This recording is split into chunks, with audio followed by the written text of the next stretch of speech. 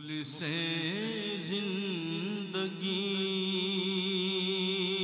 اب نہ سمجھے کوئی، مجھ کو عشق نبی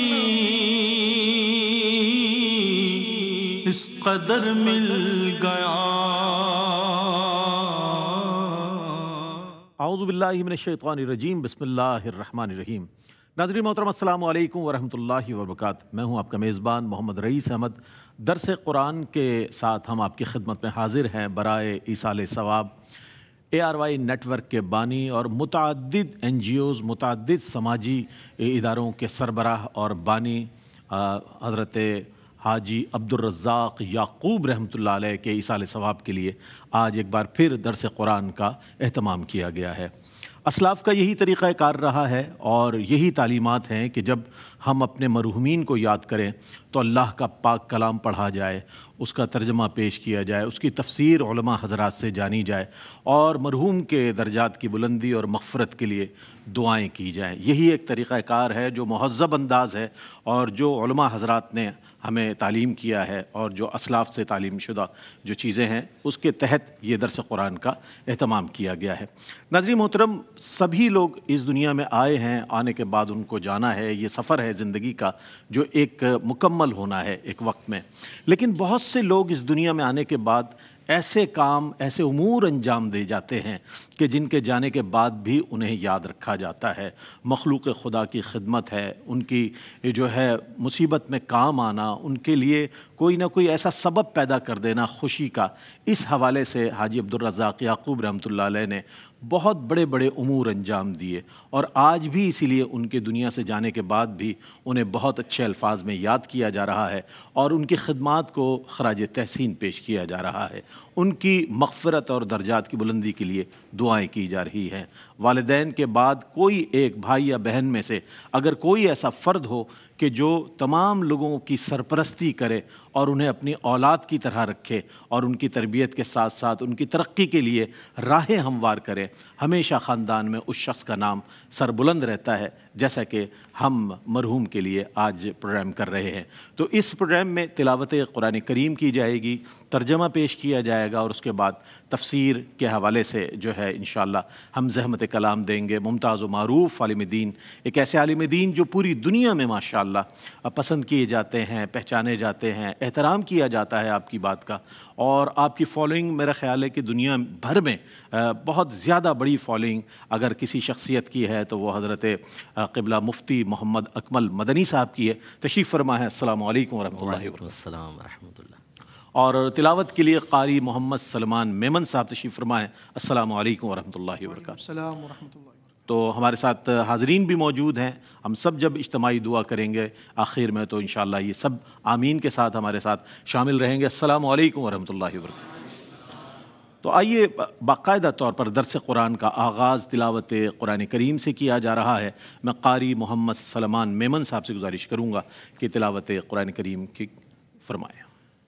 اعوذ باللہ من الشیطان الرجیم،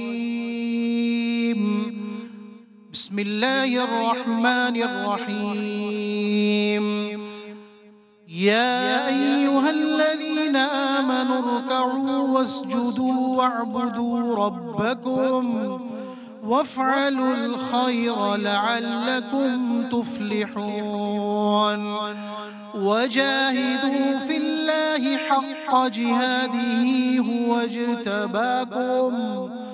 هو اجتباكم وما جعل عليكم في الدين من حرج ملة أبيكم إبراهيم هو سماكم المسلمين من قبل وفي هذا ليكون الرسول شهيدا عليكم وتكونوا شهداء على الناس فأقيموا الصلاة وآتوا الزكاة واعتصموا بالله هو مولاكم فنعم المولى ونعم النصير صدق اللہ العظیم۔ سبحان اللہ، سبحان اللہ۔ پناہ مانگتا ہوں میں اللہ کی شیطان مردود سے، اور ابتدا کرتا ہوں اللہ کے نام سے جو بڑا مہربان نہایت رحم فرمانے والا ہے۔ اے ایمان والو، رکوع کرو اور سجدہ کرو اور اپنے رب کی عبادت کرو اور نیکی کے کام کرو تاکہ تم کامیاب ہو، اور اللہ کی راہ میں اس طرح جہاد کرو جس طرح جہاد کرنے کا حق ہے۔ اسی نے تم کو برگزیدہ بنایا ہے اور اس نے تم پر دین میں کوئی تنگی نہیں رکھی۔ یہ تمہارے باپ ابراہیم کی ملت ہے، اس نے اس سے پہلے تمہارا نام مسلمان رکھا ہے، اور قرآن میں تاکہ رسول تم پر گواہ ہوں اور تم لوگوں پر گواہ ہو جاؤ، پس تم نماز قائم کرو اور زکوٰۃ ادا کرو اور اللہ کی رسی مضبوطی سے پکڑ لو، وہی تمہارا مالک ہے، تو کیسا اچھا مالک ہے اور کیسا اچھا مددگار ہے۔ آئیے ان آیات مبارکہ کی تفسیر کے لیے ہم درخواست کرتے ہیں حضرت قبلہ مفتی محمد اکمل مدنی صاحب سے کہ تفسیر فرمائیں۔ جزاک اللہ۔ بسم اللہ الرحمن الرحیم۔ آپ نے ملاحظہ فرمایا ہوگا کہ آیت کا انتخاب جو کیا گیا ہے، اس میں بہت سارے امور کا اللہ تبارک و تعالی نے ذکر فرمایا، اور اس کا اول مخاطب مومنین کو رکھا، یا ایھا الذین آمنوا۔ ویسے تو پورا قرآن تمام جن و انس کی طرف متوجہ ہوتا ہے، اس کے احکام، لیکن یہاں خاص طور پر اللہ تعالیٰ نے مومنین کو مخاطب فرمایا، اس لیے ہمیں خاص طور پر اس پہ توجہ کرنی چاہیے۔ تو ارشاد فرمایا کہ اے ایمان والو، ارکعوا واسجدوا، تم رکوع کرو اور سجدے کرو، یعنی ایک جز کا ذکر کیا، مراد کل ہے۔ یہ عرب کا اسلوب ہوتا ہے کہ بعض اوقات جز کا ذکر کر کے اور کل چیز مراد ہوتی ہے، تو رکوع سجود کرو یعنی نماز پڑھا کرو، اور یہ دونوں امر کے صیغے ہیں۔ امر کا مطلب اس میں حکم پوشیدہ ہے، اللہ تبارک و تعالی کی طرف سے جب کسی چیز کا حکم دیا جائے اور اس میں کوئی مشورہ یا کوئی طبی فائدہ یا اور کوئی ایسا قرینہ موجود نہ ہو کہ جو اس بات کو ظاہر کر رہا ہے کہ اللہ تعالیٰ یہاں پر کوئی چیز لازم نہیں کر رہا، بلکہ صرف ایک مستحب حکم ہے، مشورہ ہے، تو ہم اسی طرف جاتے ہیں۔ اور اگر مطلق امر ہو، ایسا کوئی قرینہ نہ ہو، تو اس سے فرض ثابت ہوتا ہے۔ تو قرآن پاک کا وہ امر کہ جو قرائن سے، ایسے قرائن سے خالی ہو کہ جو فرض یا واجب کے قرائن سے ہٹ کر ہے، تو پھر لازم فرض ثابت ہوگا، واجب ثابت ہوگا۔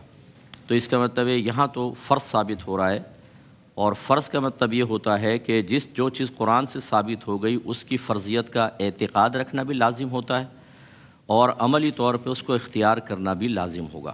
لہذا اگر کوئی نماز کی فرضیت کا انکار کرے تو بھی کافر ہو جائے گا، اور اگر وہ نماز کو جان بوجھ کر حلال سمجھ کے ترک کرے تب بھی کافر ہوگا، اور حرام سمجھ کے اگر ترک کرے گا تو گناہ گار ہوگا، گناہ کبیرہ کا مرتکب ہوگا، کافر نہیں ہوگا۔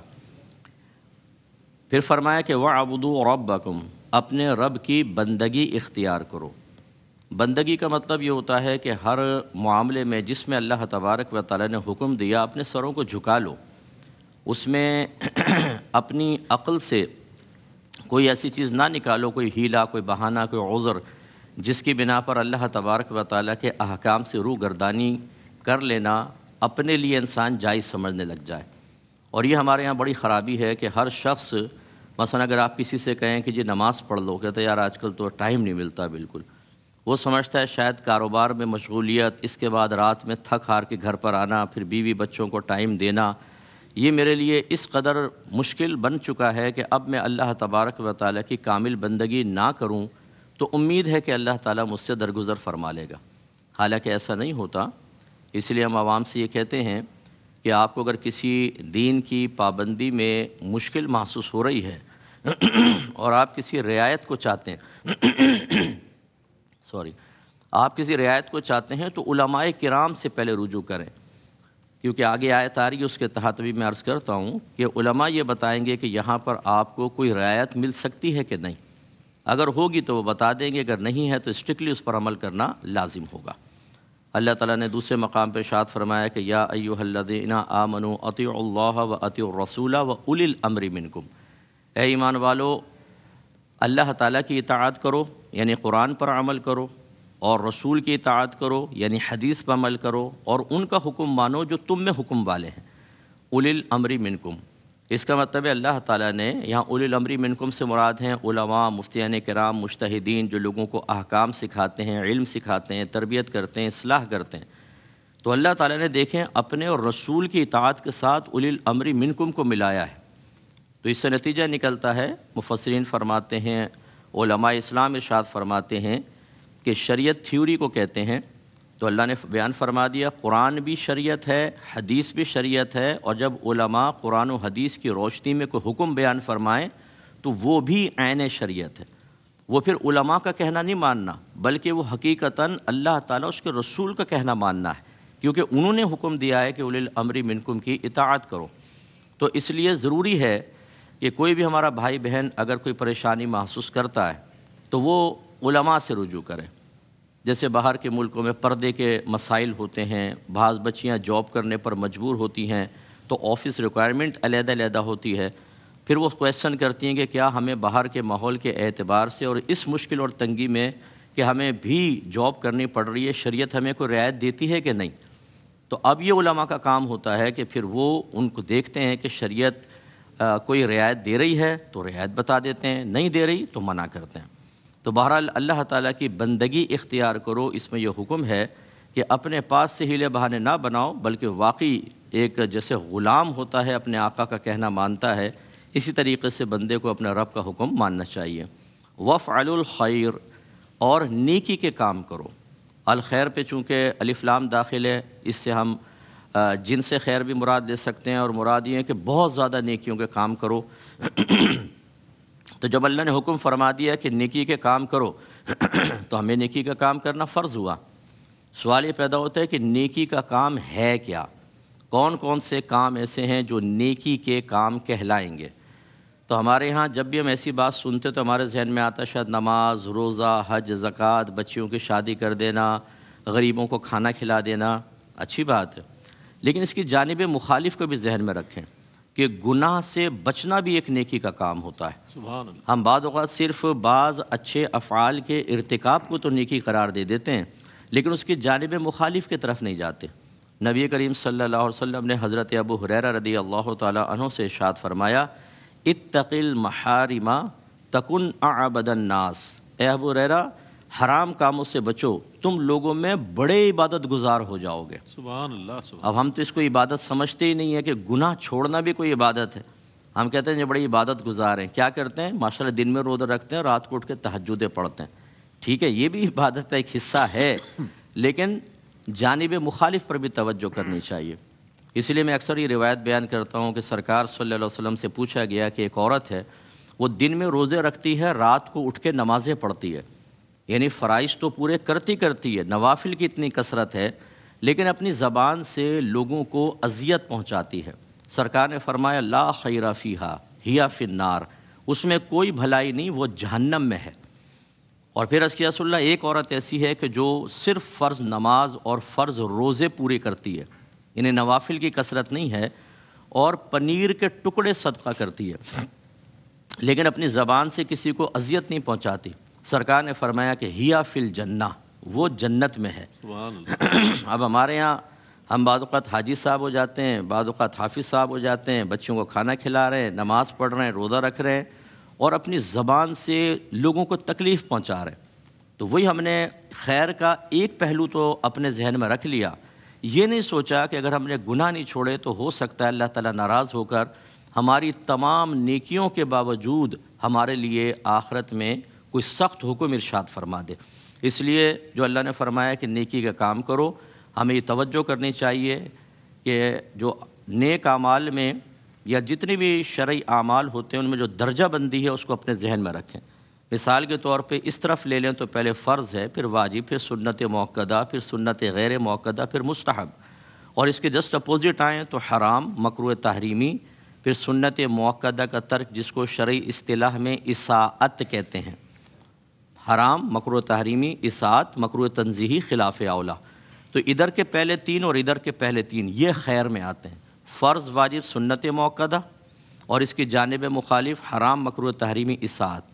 یہ تو وہ ہیں کہ جس میں کوئی چوائس نہیں ہے، ان تین کو کرنا ہے، ان تین سے بچنا ہے، پھر ہم اس حکم کے مصداق ہو جائیں گے۔ ہاں، اوور ٹائم جیسے ہوتا ہے اگر آپ کرنا چاہیں تو پھر سنت غیر مؤکد اور مستحبات کی کثرت کریں، یہ نور الانا نور ہے۔ لیکن آخرت میں نہ تو سنت غیر مؤکدہ پہ کوئی گرفت ہے کہ آپ نے کیوں نہیں پڑھی اگر آپ نے ترک کر دیے، اور اس طرح مستحبات پر عمل نہیں کیا تو کوئی پکڑ دھکڑ نہیں ہے، اصل ہے ان اوپر والے۔ اس کا مطلب فعلوا خیر کے اندر کیا آئیں گے؟ خاص طور پر فرض، واجب، سنت مؤکدہ اور حرام، مکروہ تحریمی، اساءت۔ سوال یہ پیدا ہوتا ہے، آپ سب حاضرین بھی اور جو اس وقت کیو ٹی وی کے توسط سے پوری دنیا میں لوگ اس کو لائیو پروگرام دیکھ رہے ہیں، ان سب سے میرا کویشچن ہے کہ کیا آپ کو معلوم ہے کہ فرض، واجب، سنت مؤکدہ ہماری زندگی کے مختلف شعبوں میں کیا کیا ہے؟ پیسہ کمانے میں بھی فرض ہوتا ہے، واجب بھی ہوتا ہے، سنت مؤکدہ بھی۔ پیسہ خرچ کرنے کے اندر بھی حرام بھی ہوتا ہے، مکروہ تحریمی بھی ہے، اساءت بھی ہے۔ یہ سب ہمیں غور کرنا چاہیے، سوچنے میں، دیکھنے میں، سننے میں، بولنے میں، اپنے ستر کے استعمال میں، اپنے ماں باپ کے سلسلے میں، پیسہ کمانا، پیسہ خرچ کرنا، رشتہ داریاں کرنا، دوستیاں کرنا، یہ تمام شرعی حیثیتیں جو میں نے ذکر کی ان میں کسی نہ کسی جہت سے موجود ہوتی ہیں۔ اس کا مطلب ہے فعلوا الخیر کا مصداق حقیقتاً وہی بن سکتا ہے کہ جو پہلے علم دین سیکھے، پھر اس کی روشنی میں اس کے تقاضے کے مطابق عمل کرے، اور اپنا احتساب کرتے ہوئے سابقہ زندگی میں کوئی خطا سرزد ہوئی ہو تو اس پہ توبہ کر کے بالکل بامطابق شرع ہو جائے۔ اور اللہ نے فرمایا لعلکم تفلحون، تاکہ تم فلاح پا جاؤ۔ اس کی برکت اور فائدہ یہ ہے کہ آخرت میں ہمیں کامیابی ملے گی۔ ہم دنیا کے اندر بعض اوقات بہت سارے اعمال مشقت والے صرف اس لیے کر رہے ہوتے ہیں، اختیار کرتے ہیں، اس میں اپنے آرام کو بھی چھوڑتے ہیں، دوستوں کو چھوڑتے ہیں، بہت ساری خواہشات نفسانیہ کو ترک کرتے ہیں کہ نہیں یار یہ مجھے کام کرنا ہے کیونکہ اس کا یہ بینیفٹ ہے۔ جو اگر آپ کی دکان ہے، آپ روزانہ اس سے 2 لاکھ روپے نفع کماتے ہیں، اور اگر آپ دکان نہ کھولیں تو مارکیٹ بہت تیز چلتی ہے، کمپٹیشن بہت زیادہ ہے، آپ کو لاس ہو سکتا ہے، گاہک ٹوٹ کے جا سکتا ہے۔ اس وقت اگر کوئی دوست آپ کو آ کر کہے کہ آؤ یار چلتے ہیں ذرا پکنک پوائنٹ پر، آج تو دکان بند کر ہمارے ساتھ چل، آپ کبھی نہیں مانیں گے، آپ کہیں گے نہیں، کوئی اتوار وغیرہ بتاؤ پھر چل لیں گے۔ بھائی دکان چھوڑ کے کوئی نہیں جاتا ہے۔ اس کا مطلب ایک انسان کا یہ ذہن ہے کہ جب بڑا فائدہ پیش نظر ہو تو بہت سارے نفسانی تقاضوں کو ترک کر دیا جاتا ہے۔ جب یہ معاملہ دین کے لیے ہو جائے نا، کہ آدمی یہ دیکھے کہ اگر میں یہ خراب کام کروں گا تو میرا اخروی نقصان ہوگا، آخرت کی فلاح و کامرانی کی راہ میں میری ایکٹیویٹیز رکاوٹ بن جائیں گی، تو پھر وہ یہ نہیں دیکھتا کہ اس میں کتنی لذت، کتنا مزہ ہے، وہ کہتا ہے میں تو اخروی کامیابی کی طرف جاؤں گا۔ تو فطرت انسانی عمومی طور پر 2 افعال کے درمیان مقابلہ اور تقابل کرنے کی زبردست صلاحیت رکھتی ہے کہ یہ میرے لیے بہتر ہے یا یہ۔ تو دنیاوی امور میں اکثر ہم نے دیکھا ہے کہ دنیاوی فائدے کے پیش نظر ہم بہت ساری چیزوں کو چھوڑ دیتے ہیں۔ یہی روش ہمیں دین کے معاملے میں اخروی فائدے کے لیے بھی اختیار کرنی چاہیے کہ ہم دینی فائدے کے لیے، اللہ کی رضا کے لیے بہت سارے خراب امور کو ترک کریں۔ پھر ارشاد فرمایا وَجَاهِدُوا فِي اللَّهِ حَقَّ جِهَادِهِ، اللہ کی راہ میں جہاد کرو ایسے جیسا جہاد کرنے کا حق ہے۔ جہاد کرنے کا حق کیا ہے؟ پہلے تو سمجھ لیں کہ جہاد یہ ہے، ایک 2 طرح کا ہوتا ہے، ایک اکبر ہوتا ہے، ایک اصغر ہوتا ہے۔ جہاد اکبر تو یہ کہ کفار کے ساتھ مقابلہ، اصغر یہ ہے جہاد کفار کے ساتھ مقابلہ، اور جہاد اکبر ہے اپنے نفس کے ساتھ مقابلہ کرنا۔ پھر جو جہاد اصغر ہے، یہاں پہ جہاد اصغر کی طرف اشارہ ہے۔ اس کی مختلف شرعی حیثیتیں ہوتی ہیں۔ کبھی تو یہ فرض ہو جاتا ہے، یہ اس وقت ہوتا ہے کہ جب کوئی ہمارے کنٹری پہ حملہ آور ہو جائے۔ تو اب تو خیر یہ فرق ہے کہ ہماری آرمی مقابلہ کرتی ہے، فوجیں مقابلہ کرتی ہیں، پھر خدا نخواستہ اگر کوئی اندر داخل ہو جائے تو پھر عوامی معاملہ ہوتا ہے کہ پھر تو ہر ایک، تو اولاً آرمی مقابلہ کرے گی، اور اگر خدا نخواستہ کوئی ملک میں داخل ہو جائے تو ہر عاقل بالغ، حتیٰ کہ علماء نے فرمایا کہ جو 7 سال کا بچہ ہے، عورتیں، سب پہ جہاد فرض ہو جائے گا، اپنے ملک کا دفاع کرنا لازم ہے۔ اور اگر ایسا نہیں ہے تو پھر اگر کسی حاکم نے کسی نے کال دی ہے، جیسے پہلے دور میں ہوتا تھا کہیں مقام پہ جہاد کرنے جانا ہے اور بہت ضروری ہے، اور اس میں والدین بھی اجازت دیں، آپ کو آلات حرب چلانا بھی آتا ہو، آپ کی صحت بھی اجازت دیتی ہو، اور اعلاء کلمت الحق مقصود ہو، اللہ کے دین کے سربلندی، تو پھر جہاد کرنا واجب ہوتا ہے ان شرائط کے ساتھ۔ ابھی ٹائم نہیں ہے ورنہ ان کی بھی وضاحت کرتا، اس لیے میں تیزی سے آپ کو عرض کر رہا ہوں۔ اور اگر دونوں چیزیں نہ ہوں تو پھر مستحب ہوتا ہے، جہاد کریں گے ثواب پائیں گے، نہیں کریں گے تو کچھ نہیں۔ جیسے ایک صحابی نے آ کے عرض کیا رسول اللہ میں جہاد پہ جانا چاہتا ہوں، فرمایا تمہارے ماں باپ میں سے کوئی زندہ ہیں؟ عرض کی جی میری والدہ ہیں۔ فرمایا ان کی خدمت کر، تیرے لیے اسی میں جہاد کا ثواب ہے۔ سبحان اللہ، سبحان اللہ۔ تو اگر جہاد فرض ہوتا ہمیشہ تو پھر یہ فرض ترک کروا کے سرکار اس طرف کیوں لاتے؟ اس لیے اس ٹائم مستحب تھا۔ لیکن اللہ نے فرمایا حق کا جہادی، ایسا جہاد کرو جیسے جہاد کا حق ہے۔ تو اس میں سب سے پہلی چیز تو یہ کہ اخلاص ہونا چاہیے، دوسرا یہ کہ اعلاء کلمت الحق، جو بھی میں نے عرض کیا، اعلاء مانے بلند کرنا، اور کلمہ حق سمجھ لیں کہ حق کے کلمے کو یا دین اسلام کو کی شان و شوقت مقصود ہو۔ ایسا نہ ہو ایک نوجوان کہے کہ چلو یار میں چلا جاتا ہوں، تھوڑا سا مزہ آئے گا، ادھر ڈس ڈس گولیاں والیں چلانے کو ملیں گی، ایڈونچر ہو جائے گا۔ ایک کہتا ہے میں ڈر رہا ہوں، کو کہتا ہے یار تو چل میں دونوں ساتھ ہیں، مزہ آئے گا، دونوں تو وہاں سے فائر کرنا، یہاں سے اپنے دونوں باتیں بھی کریں گے۔ کہا چلو تو کہہ رہا ہے تو جا رہا ہوں ورنہ نہ جاتا میں۔ یہ حق کا جہادی والا معاملہ نہیں ہے۔ جب آدمی یا تو جہاد فرض نہیں ہے تو حالت امن کو ہی طلب کرنا چاہیے، جنگ کوئی اچھی چیز نہیں ہوتی۔ لیکن جب جنگ مسلط ہو جائے تو اس وقت مومن کے پیش نظر صرف مقام شہادت ہوتا ہے، پھر وہ کسی سے نہیں ڈرتا۔ اسے پتہ ہے کہ ایک اگر گولی لگنی ہے اور کسی کافر کے وار سے میں دنیا فانی سے کوچ کروں گا تو میرا اگلا قدم انشاءاللہ جنت ہوگا۔ تو اس لیے پھر ہم تو موت سے ڈرتے نہیں ہیں، جنگ طلب بھی نہ کرو اور ہو جائے تو پھر ہم کسی سے پیچھے بھی نہیں ہیں، پھر حق کا جہاد ادا کرنا ہوگا۔ وَاجْتَبَاكُمْ، اللہ تعالیٰ نے تمہیں منتخب کر لیا ہے۔ کس کے لیے؟ علماء نے فرمایا دین کے لیے، عبادت کے لیے، جہاد کے لیے، اسلام کی شان و شوقت کو بلند کرنے کے لیے۔ یہ کتنی بڑی بات ہے کہ اللہ مومنین سے خطاب کر رہا ہے، اس میں آپ بھی شامل ہیں، میں بھی۔ ہم سے اللہ فرما رہا ہے میں نے تمہیں منتخب کر لیا ہے۔ یہ اللہ تعالیٰ کی بڑی شان ہے۔ ایک بچہ کافر کے گھر میں پیدا ہوتا ہے، ساری زندگی کفر میں گزار دیتا ہے، بلکہ بڑا ایکسٹریمسٹ قسم کا غیر مسلم بنتا ہے، حتیٰ کہ مر کے ہمیشہ ہمیشہ کے لیے جہنم میں چلا جاتا ہے۔ اور ایک بچہ جس نے خود اللہ کی بارگاہ سے کسی مسلمان کے گھر میں پیدا ہونا طلب نہیں کیا تھا، جب وہ پیدا ہونے کے بعد تھوڑا بڑا ہوتا ہے تو اس کو بتایا جاتا ہے تم مسلمان ہو، اللہ تمہارا رب ہے اور محمد صلی اللہ علیہ وسلم تمہارے رسول ہیں، اور وہ بچہ دین پہ استقامت رکھ کر آخرت میں ہمیشہ ہمیشہ کے لیے جنت میں چلا جاتا ہے۔ علماء فرماتے ہیں بتاؤ اس کافر بچے کا کیا قصور اور اس مسلمان کا کیا کمال؟ فرماتے ہیں کہ وہ اللہ کا عدل ہے اور یہ اللہ کا فضل ہے۔ سبحان اللہ۔ تو اللہ نے آپ کو مجھے منتخب کر لیا تو ہمیں اس پر بھی اللہ تعالیٰ کا شکر ادا کرنا چاہیے۔ اور اللہ نے فرمایا کہ نہیں رکھا تم پر دین کے معاملے میں کوئی تنگی۔ تو یہ آسانی دیکھیں، آپ سفر کرتے ہیں قصر نماز ہو جاتی ہے، رمضان میں روزہ، حالت سفر میں روزہ چھوڑنا، یہ ہمارے لیے اللہ تبارک و تعالیٰ نے آسانی مقرر فرمائی۔ اور یہ تمہارے والد ابراہیم کی ملت ہے، یعنی ہمارے دین اسلام کے بہت سارے احکام ایسے ہیں جو ابراہیم علیہ السلام جو تعلیم لے کر آئے تھے بعینی اسی تعلیم کو اللہ نے باقی رکھا، لیکن اس میں اضافہ بھی ہے جو ہمارے نبی کریم صلی اللہ علیہ وسلم لے کر آئے۔ اور وہ اللہ ہے جس نے تمہارا نام پہلی آسمانی کتابوں میں بھی اور قرآن میں مسلمان رکھا۔ اور اللہ تعالیٰ نے فرمایا تاکہ ہو جائیں رسول گواہ تم پر، یعنی تم نیک عمل کرو، جہاد کرو، اللہ کی بندگی اختیار کرو، تاکہ یہ رسول برود قیامت تمہاری ایمان پر اور تمہاری عبادت پر گواہی دیں اور تم ہو جاؤ لوگوں پر گواہ۔ یعنی یہ رسول تمہیں پچھلی قوموں کے واقعات قرآن کی روشنی میں اور حدیث کی روشنی میں بیان کریں گے۔ جب برود قیامت گواہی کے لیے طلب کیا جائے گا تو تمہیں بھی بلایا جائے گا کہ کیا آپ کے رسول نے بتایا تھا کہ پچھلے رسولوں نے تبلیغ کی اور لوگوں نے اس طرح کیا، ہم اس پر گواہی دیں گے۔ اور پھر اللہ نے اعادہ کیا نماز قائم کرو، زکوٰۃ ادا کرو، اللہ کی رسی کو مضبوطی سے تھام لو، وہ تمہارا مددگار ہے اور کیا ہی اچھا مددگار ہے، اور وہ تمہاری بہتر مدد فرمانے والا ہے۔ تو یہ اس سے ظاہر ہوتا ہے کہ اللہ تعالیٰ نے ہمیں خطاب کر کے کچھ احکام دیے، کچھ ہماری شان بیان کی۔ اللہ تبارک و تعالیٰ سے دعا ہے کہ ان آیات کی روشنی میں ہمیں اپنا احتساب کرتے ہوئے اپنی عملی حالت کو بہتر سے بہتر بنانے کی توفیق عطا فرمائے۔ آمین۔ وآخر دعوانا ان الحمد للہ رب العالمین۔ سبحان اللہ، سبحان اللہ۔